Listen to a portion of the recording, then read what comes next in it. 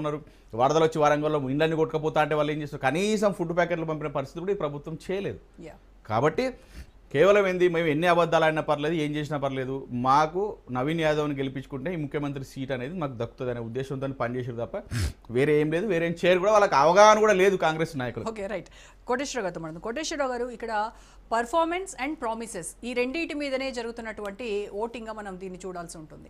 So మొత్తం మీద ఇటు బీఆర్ఎస్ కావచ్చు, అటు కాంగ్రెస్ కావచ్చు, వాళ్ళ పర్ఫార్మెన్స్ చూసి ఓటేయమన్నారు, అలాగే వాళ్ళ ప్రామిసెస్ కూడా చూసి ఓటేయమని, మమ్మల్ని ఎన్నుకోమని చెప్పి అడిగినటువంటి పరిస్థితి.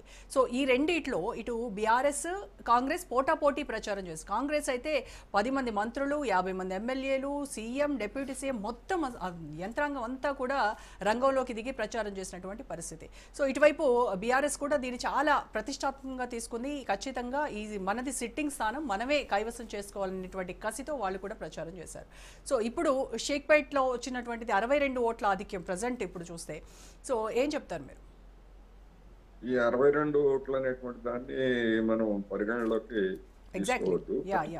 కానీ మొత్తం మీద చూసినప్పుడు ఇదే థిన్ మెజారిటీ తోటి కాంగ్రెస్ గెయిన్ చేసేటువంటి అవకాశం ఉందనేది నా అభిప్రాయం.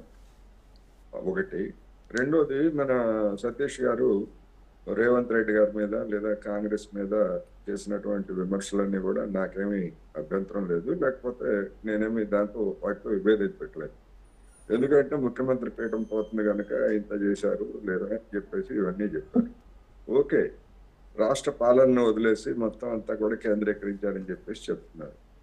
అధికారంలో ఉన్న పార్టీ కనుక, ముఖ్యమంత్రి కనుక చేశారని అనుకోవచ్చు.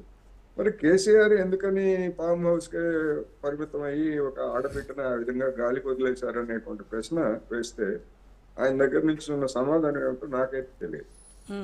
ఎందుకంటే ఆయనకేమీ అధికారం లేదు, లేకపోతే అసెంబ్లీకి వచ్చి అలాంటి అంశం మీద మాట్లాడాలని ప్రిపేర్ కావడానికి ఆయనకేమీ ఆసక్తి లేదు, వచ్చేటువంటి అవకాశం కూడా లేదు. మరి ఫామ్ హౌస్ లో ఏం చేస్తున్నారు? జూబ్లీ హిల్స్ లో రోజు వచ్చి క్యాంప్ చేయొచ్చు కదా రేవంత్ రెడ్డి గారికి లేదా కాంగ్రెస్ పోటీగా. ఎందుకని రాలేదు? అంటే ఆమెను సానుభూతి, ఆమె పాటికి ఆమెను వదిలేశారని అనుకోవాలా? జనం ఏమనుకుంటారు?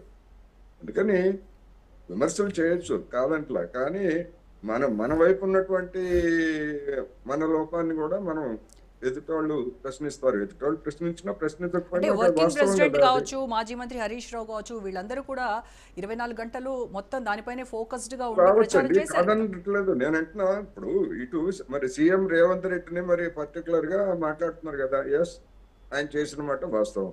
వాట్ అబౌట్ కేసీఆర్ ఎందుకు రాలేదని నా ప్రశ్న. వాళ్ళు రాలేదని కాదు, వాళ్ళు చేయాల్సింది చేయలేదని కాదు, కేసీఆర్ ఎందుకు రాలేదు అంటే అంత ధీమాతో ఉన్నారా లేకపోతే ఏమిటి? ఆ ధీమాగా వెనకాల ఉన్నటువంటి కారణం ఏంటి తెలుసుకోవాలి కదా. ఇవాళ ఇప్పుడు చెప్పుకుంటే ఏం పోయేది ఏం లేదు. ఎందుకంటే రిజల్ట్